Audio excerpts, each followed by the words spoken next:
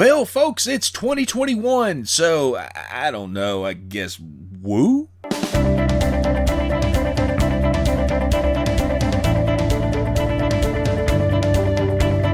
Hey folks, welcome to This Week in History. Happy New Year, and let's get this show on the road. On January 3rd, 1521, Martin Luther was formally excommunicated by Pope Leo X in the papal bull Decet Romanum Pontificum. I mean, I get it, he messed with their money, and as Big Worm put it, playing with my money is like playing with my emotions. And if we're being honest, they could have just burned him alive or something, so we got off pretty easy. In 1848, Joseph Jenkins Roberts became the first president of Liberia after they became independent in 1847. So, a quick little aside here on Liberia. It was founded in 1822 by the American Colonization Society, who saw the issue of black slaves being freed, but what do you do with them? Answer: create colonies, in this case in Africa, and send them there. Liberia was just one. There were also others like the Republic of Maryland, Kentucky in Africa, and Mississippi in Africa. Yes, states would send free blacks or freed slaves who were only freed under the condition that they leave the country.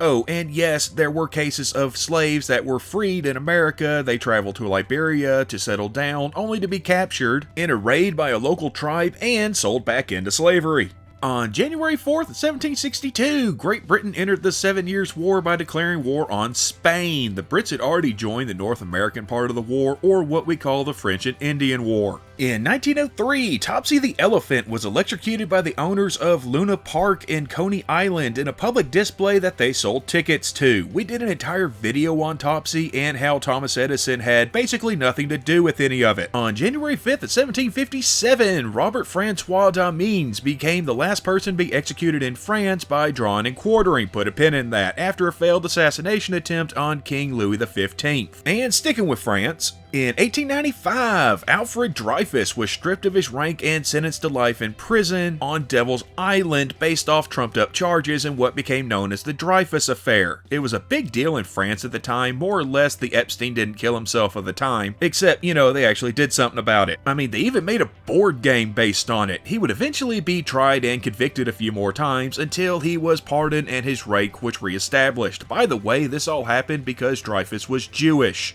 On January 6th, 1661, Vinners Rising, an attempt by fifth monarchists led by Thomas Venner to seize control of London, failed. So apparently everyone was killed but Venner, who, despite being wounded 19 times, damn, take that, fisticuffs, 9 times in the ear, whatever. Anyway, he was put on trial and, pull that pin, hanged, drawn, and quartered. On January 7th, 1608, a fire destroyed Jamestown, Virginia. It would, of course, be rebuilt and burned down several more times, but we just kept rebuilding it. Yeah, it's kind of like Stockholm. On January 8th, 1297, Francois Grimaldi snuck into the Rock of Monaco disguised as a monk, allowing him to open the gates and led his army in to capture the fort. He also established his family as the rulers of Monaco, which they still are over 700 years later.